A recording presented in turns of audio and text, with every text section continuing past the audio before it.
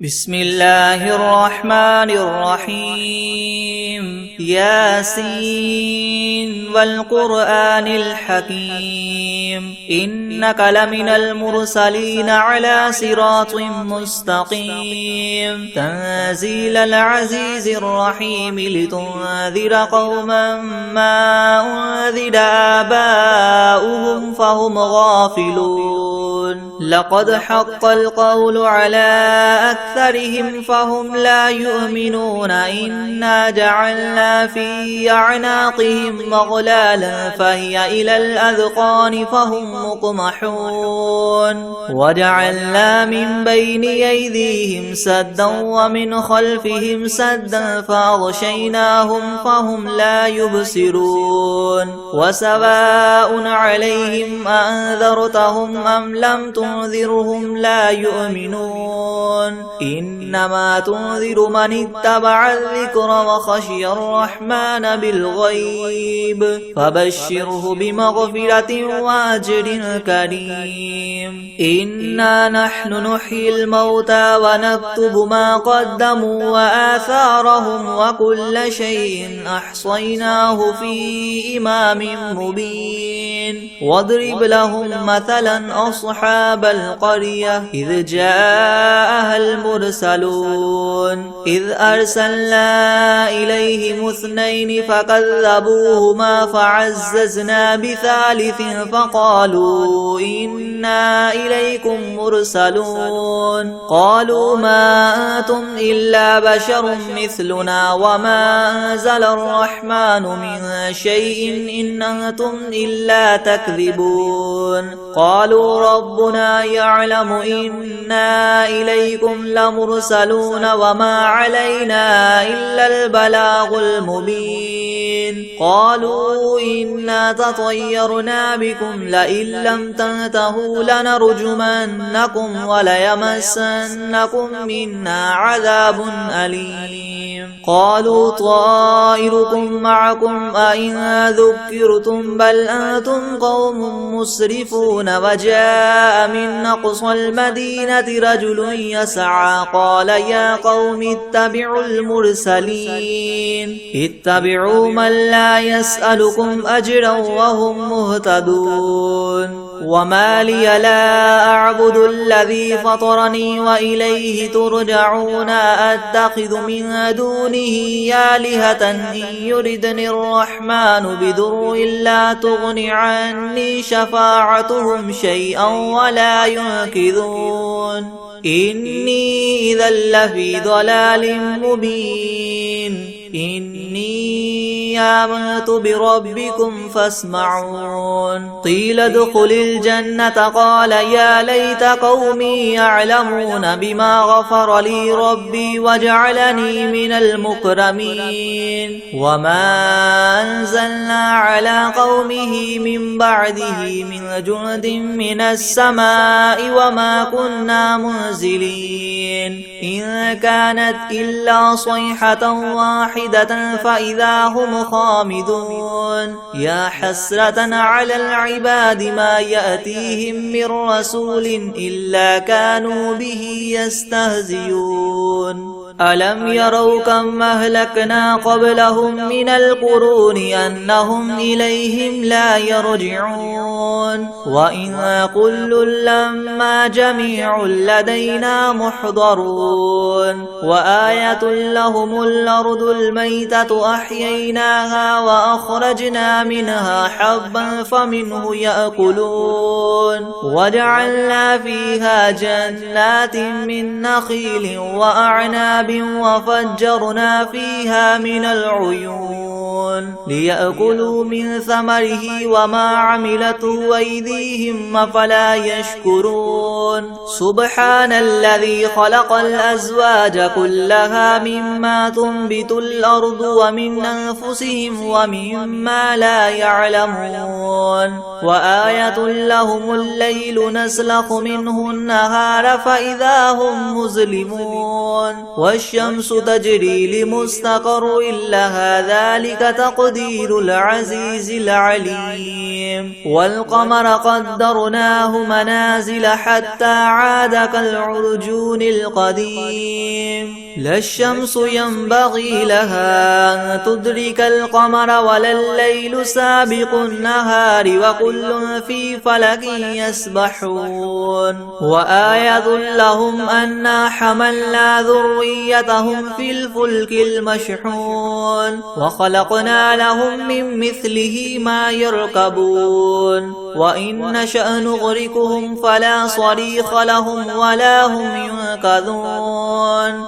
إلا رحمة منا ومتاعا إلى حين وإذا قيل لهم اتقوا ما بين أيديكم وما خلفكم لعلكم ترحمون وما تأتيهم من آية من آيات ربهم إلا كانوا عنها معرضين وإذا قيل لهم انفقوا مما رزقكم الله قال الذين كفروا للذين آمنوا ونطعم من لو يشاء الله وطعمه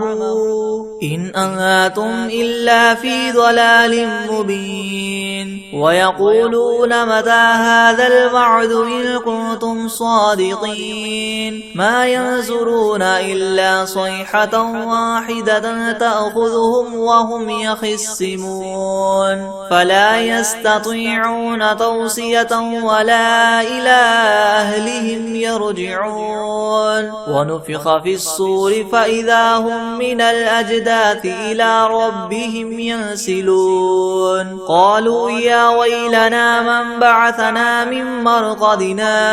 هذا ما وعد الرحمن وصدق المرسلون إن كانت إلا صيحة واحدة فإذا هم جميع لدينا محضرون فاليوم لا تظلم نفس شيئا ولا تجزون إلا ما كنتم تعملون إن أصحاب الجنة اليوم في شغل فاكهون هم وأزواجهم في زلال على الأرائك متكئون لهم فيها فاكهة ولهم ما يدعون سلام قولا من رب رحيم وامتازوا اليوم أيها المجرمون ألم أعهد إليكم يا بني آدم ألا تعبدوا الشيطان إنه لكم عدو مبين وأن اعبدوني هذا صراط مستقيم ولقد أضل منكم جبلا كثيرا أفلم تكونوا تعقلون هذه جهنم التي كنتم توعدون اصلوها اليوم بما كنتم تكفرون اليوم نختم على أفواههم وتكلمنا أيديهم وتشهد أرجلهم بما كانوا يكسبون ولو نشاء لطمسنا على أعينهم فاستبقوا الصراط فأنى يبصرون ولو نشاء لمسخناهم على مكانتهم فما استطاعوا مضيا ولا يرجعون ومن نعمره ننكسه في الخلق أفلا يعقلون وما علمناه الشعر وما ينبغي له إن هو إلا ذكر وقرآن مبين لينذر من كان حيا ويحق القول على الكافرين أولم يروا أنا خلقنا لهم مما عملت أيدينا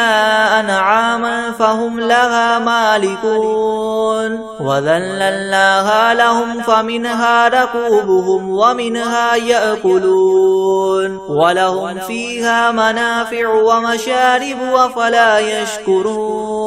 واتخذوا من دون الله آلهة لعلهم ينصرون لا يستطيعون نصرهم وهم لهم جند محضرون فلا يحزنك قولهم إنا نعلم ما يسرون وما يعلنون أولم ير الإنسان أنا خلقناه من نطفة فإذا هو خصيم مبين وضرب لنا مثلا ونسي خلقه قال من يحيي العظام وهي رميم قل يحييها الذي ينشأها أول مرة وهو بكل خلق عليم الذي جعل لكم من الشجر الأخضر نارا فإذا أنتم منه توقدون أوليس الذي خلق السماوات والأرض بقادر على أن يخلق مثلهم بلى وهو الخلاق العليم إنما أمره إذا أراد شيئا أن يقول له كن فيكون فسبحان الذي بيده ملكوت كل شيء وإليه ترجعون بسم الله الرحمن الرحيم ياسين والقرآن الحكيم إنك لمن المرسلين على صراط مستقيم تنزيل العزيز الرحيم لتنذر قوما ما أنذر آباؤهم فهم غافلون لقد حق القول على أكثرهم فهم لا يؤمنون إنا جعلنا في أعناقهم مغلالا فهي إلى الأذقان فهم مقمحون وجعلنا من بين أيديهم سدا ومن خلفهم سدا فأغشيناهم فهم لا يبصرون وسواء عليهم أنذرتهم أم لم تنذرهم لا يؤمنون إنما تنذر من اتبع الذكر وخشي الرحمن بالغيب فبشره بمغفرة وأجر كريم إنا نحن نحيي الموتى ونكتب ما قدموا وآثارهم وكل شيء أحصيناه في إمام مبين واضرب لهم مثلا أصحاب القرية إذ جاءها المرسلون إذ أرسلنا إليهم اثنين فكذبوهما فعززنا بثالث فقالوا إنا إليكم مرسلون قالوا ما أنتم إلا بشر مثلنا وما أنزل الرحمن من شيء إن أنتم إلا تكذبون قالوا ربنا يعلم إنا إليكم لمرسلون وما علينا إلا البلاغ المبين قالوا إنا تطيرنا بكم لئن لم تنتهوا لنرجمنكم وليمسنكم منا عذاب أليم قالوا طائركم معكم أئن ذكرتم بل أنتم قوم مسرفون وجاء من أقصى المدينة رجل يسعى قال يا قوم اتبعوا المرسلين اتبعوا من لا يسألكم أجرا وهم مهتدون وما لي لا أعبد الذي فطرني وإليه ترجعون أتخذ من دونه آلهة إن يردني الرحمن بضر لا تغن عني شفاعتهم شيئا ولا ينقذون إني إذا لفي ضلال مبين إني آمنت بربكم فاسمعون قيل ادخل الجنة قال يا ليت قومي يعلمون بما غفر لي ربي وجعلني من المكرمين وما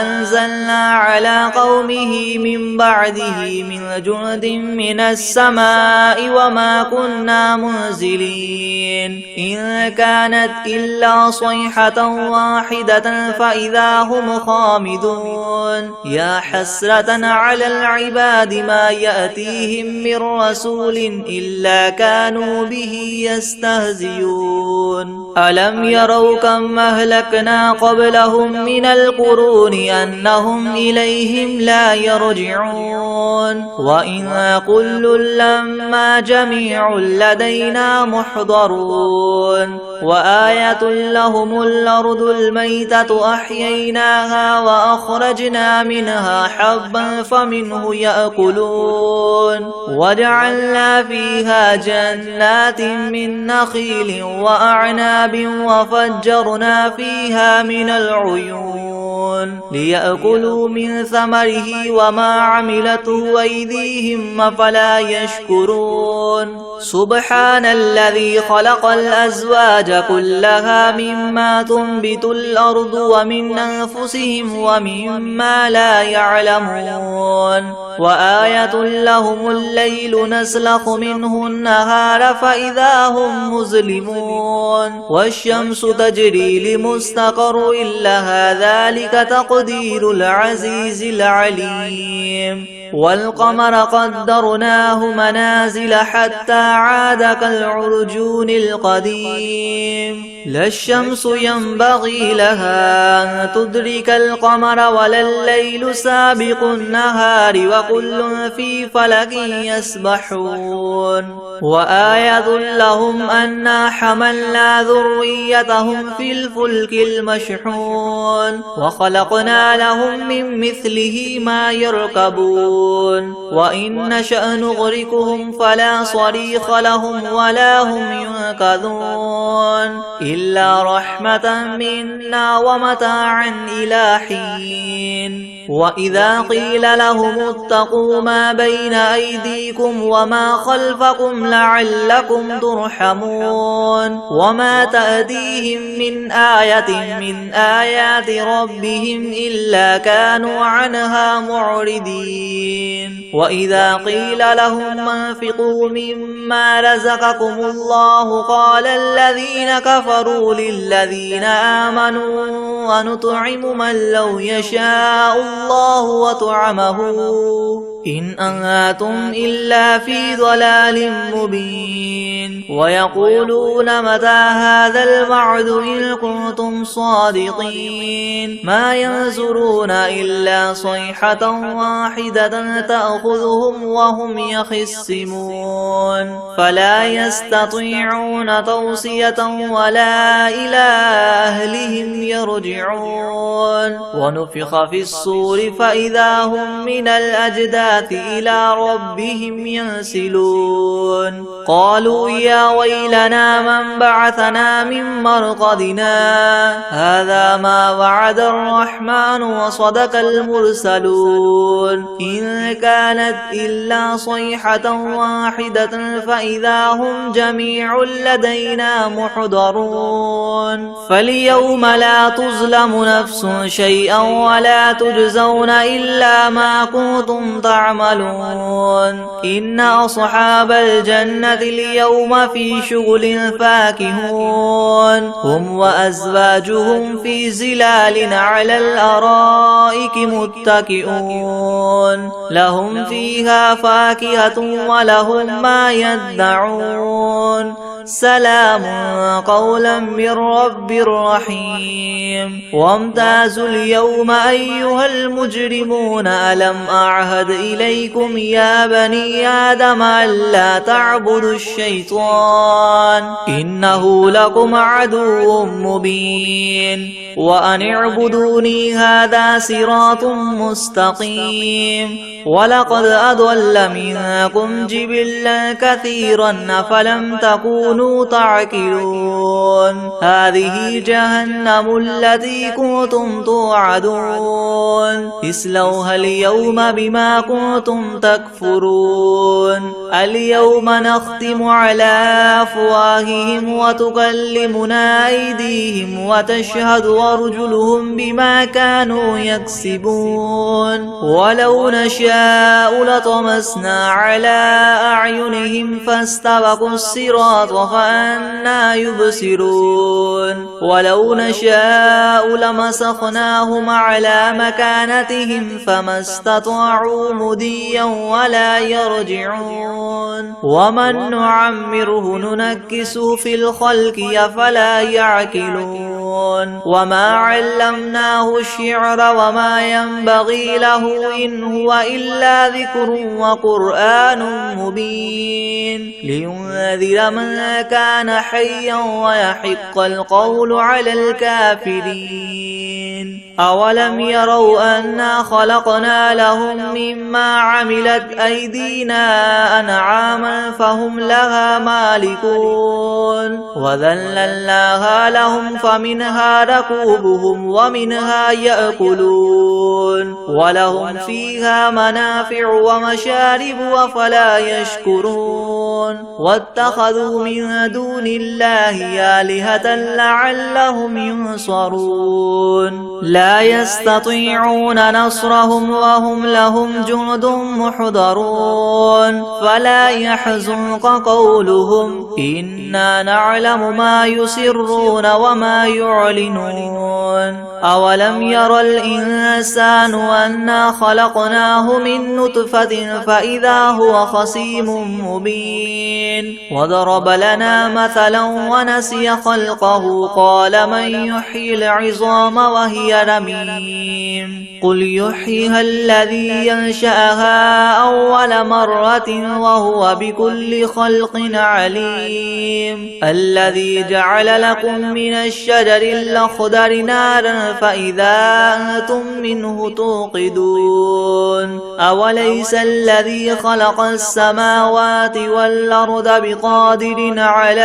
أن يخلق مثلهم بلى وهو الخلاق العليم إنما أمره إذا أراد شيئا أن يقول له كن فيكون فسبحان الذي بيده ملكوت كل شيء وإليه ترجعون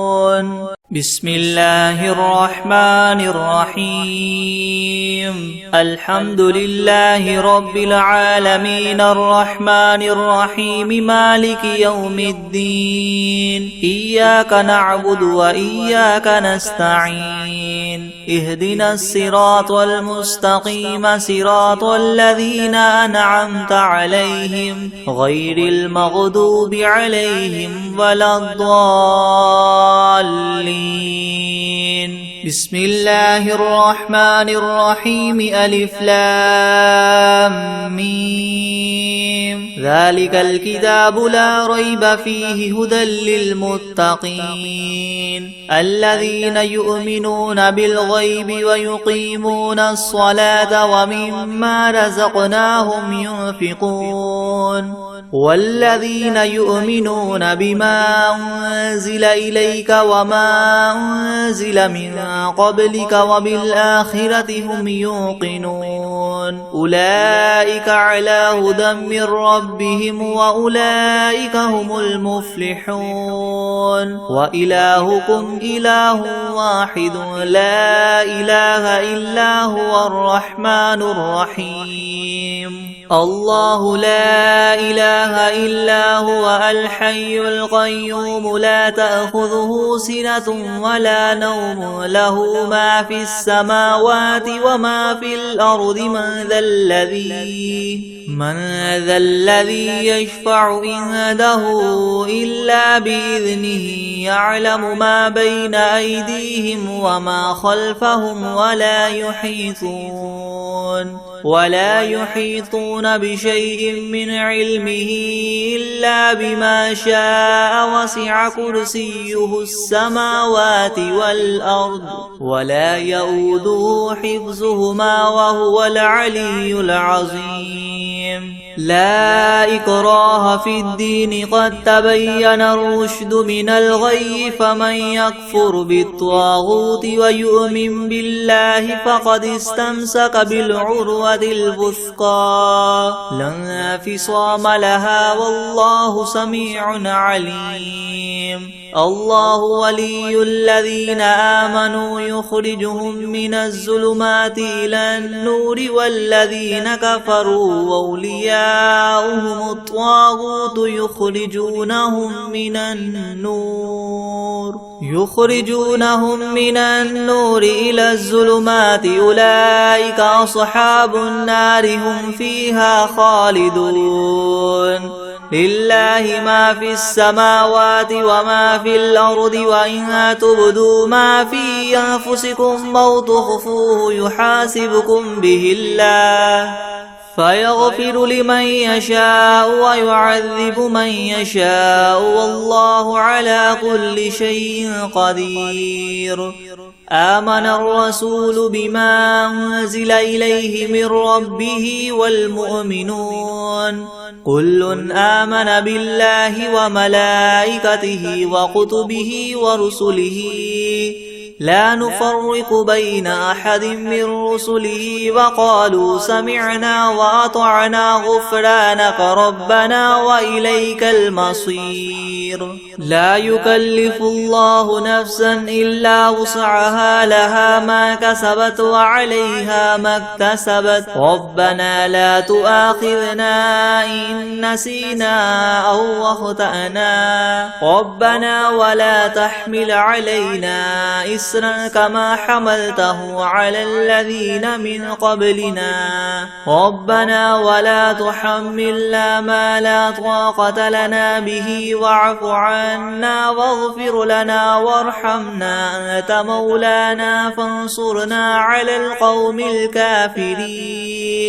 شهد الله أنه لا إله إلا هو والملائكة وأولو العلم قائما بالقسط لا إله إلا هو العزيز الحكيم قل اللهم مالك الملك تؤتي الملك من تشاء وتنزع الملك ممن تشاء وتعز من تشاء وتذل من تشاء بيدك الخير إنك على كل شيء قدير تولج الليل في النهار وتولج النهار في الليل وتخرج الحي من الميت وتخرج الميت من الحي وترزق من تشاء بغير حساب إن ربكم الله الذي خلق السماوات والأرض في 6 أيام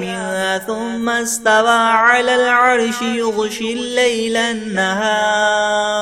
يغشي الليل النهار يطلبه حثيثا والشمس والقمر والنجوم مسخرات بأمره ألا له الخلق والأمر تبارك الله رب العالمين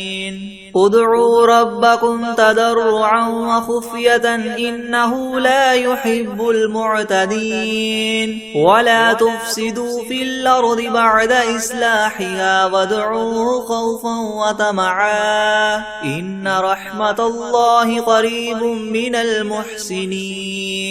قل ادعوا الله أو ادعوا الرحمن أيما تدعوا فله الأسماء الحسنى ولا تجهر بصلاتك ولا تخافت بها وابتغ بين ذلك سبيلا وقل الحمد لله الذي لم يتخذ ولدا ولم يكن له شريك في الملك ولم يكن له ولي من الذل وكبره تكبيرا أفحسبتم أنما خلقناكم عبثا وأنكم إلينا لا لا ترجعون فتعالى الله الملك الحق لا إله إلا هو رب العرش الكريم ومن يدع مع الله إلها آخر لا برهان له به فإنما حسابه عند ربه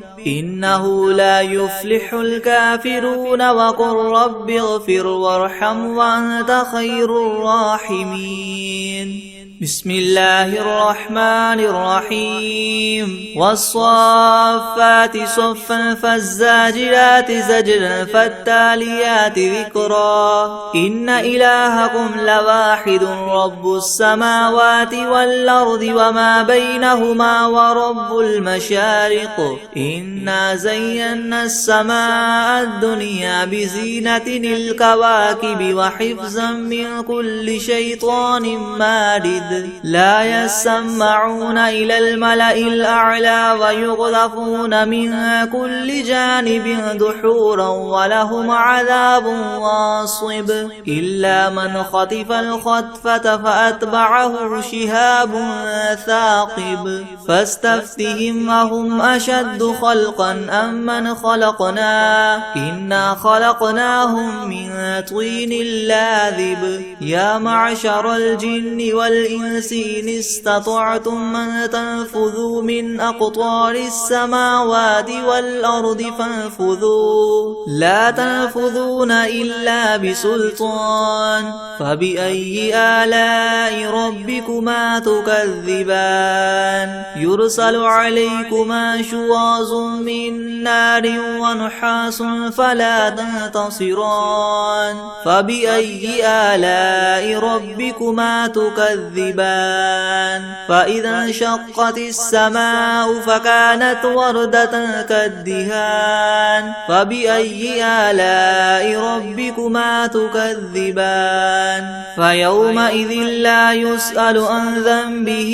إنس ولا جان فبأي آلاء ربكما تكذبان لو أنزلنا هذا القرآن على جبل لرأيته خاشعا متصدعا من خشية الله وتلك الأمثال نضربها للناس لعلهم يتفكرون هو الله الذي لا إله إلا هو عالم الغيب والشهادة هو الرحمن الرحيم هو الله الذي لا إله إلا هو الملك القدوس السلام المؤمن المهيمن العزيز الجبار المتكبر سبحان الله عما يشركون هو الله الخالق البارئ المصور له الأسماء الحسنى يسبح له ما في السماوات والأرض وهو العزيز الحكيم بسم الله الرحمن الرحيم قل أوحي إلي أنه استمع نفر من الجن فقالوا إنا سمعنا قرآنا عجبا يهدي إلى الرشد فآمنا به ولن نشرك بربنا أحدا وأنه تعالى جد ربنا ما اتخذ صاحبة ولا ولدا وأنه كان يقول سفيهنا على الله شططا بسم الله الرحمن الرحيم قل يا أيها الكافرون لا أعبد ما تعبدون ولا أنتم عابدون ما أعبد ولا أنا عابد ما عبدتم ولا أنتم عابدون ما أعبد لكم دينكم ولي دين بسم الله الرحمن الرحيم قل هو الله أحد الله الصمد لم يلد ولم يولد ولم يكن له كفوا أحد بسم الله الرحمن الرحيم قل أعوذ برب الفلق من شر ما خلق ومن شر غاسق إذا وقب ومن شر النفاثات في العقد ومن شر حاسد إذا حسد بسم الله الرحمن الرحيم قل أعوذ برب الناس ملك الناس إله الناس من شر الوسواس الخناس الذي يوسوس في صدور الناس من الجنة والناس بسم الله الرحمن الرحيم تبارك الذي بيده الملك وهو على كل شيء قدير الذي خلق الموت والحياة ليبلوكم أيكم أحسن عملا وهو العزيز الغفور الذي خلق 7 سماوات طباقا ما ترى في خلق الرحمن من تفاوت فارجع البصر هل ترى من فطور ثم ارجع البصر كرتين ينقلب إليك البصر خاسئا وهو حسير ولقد زينا السماء الدنيا بمصابيح وجعلناها رجوما للشياطين وأعتدنا لهم عذاب السعير وللذين كفروا بربهم عذاب جهنم وبئس المصير إذا ألقوا فيها سمعوا لها شهيقا وهي تفور تكاد تميز من الغيظ كلما ألقي فيها فوج سألهم خزنتها ألم يأتكم نذير قالوا بلى قد جاءنا نذير فكذبنا وقلنا ما نزل الله من شيء إن أنتم إلا في ضلال كبير وقالوا لو كنا نسمع أو نعقل ما كنا في أصحاب السعير فاعترفوا بذنبهم فسحقا لأصحاب السعير إن الذين يخشون ربهم بالغيب لهم مغفرة وأجر كبير وأسروا قولكم أو اجهروا به إنه عليم بذات الصدور ألا يعلم من خلق وهو اللطيف الخبير هو الذي جعل لكم الأرض ذلولا فامشوا في مناكبها وكلوا من رزقه وإليه النشور أأمنتم من في السماء أن يخسف بكم الأرض فإذا هي تمور أم أمنتم من في السماء أن يرسل عليكم حاصبا فستعلمون كيف نذير ولقد كذب الذين من قبلهم فكيف كان نكيري ولم يروا إلى الطير فوقهم صافات ويقبض ما يمسكهن إلا الرحمن إنه بكل شيء بصير أمن هذا الذي هو جهاد لكم ينصركم من دون الرحمن إن الكافرون إلا في غرور أمن هذا الذي يرزقكم إن أمسك رزقه بل لجوا في عتو ونفور أفمن يمشي مكبا على وجهه يهدى أمن يمشي سويا على صراط مستقيم قل هو الذي ينشاكم وجعل لكم السمع والأبصار والأفئدة قليلا ما تشكرون قل هو الذي ذراكم في الأرض وإليه تحشرون ويقولون متى هذا الوعد إن كنتم صادقين قل إنما العلم عند الله وإنما أنا نذير مبين فلما رأوه زلفة سيئت وجوه الذين كفروا وقيل هذا الذي كنتم به تدعون قل أرأيتم إن أهلكني الله ومن معي أو رحمنا فمن يجير الكافرين من عذاب أليم قل هو الرحمن آمنا به وعليه توكلنا فستعلمون من هو في ضلال مبين قل أرأيتم إن أصبح ماؤكم غورا فمن يأتيكم بماء معين بسم الله الرحمن الرحيم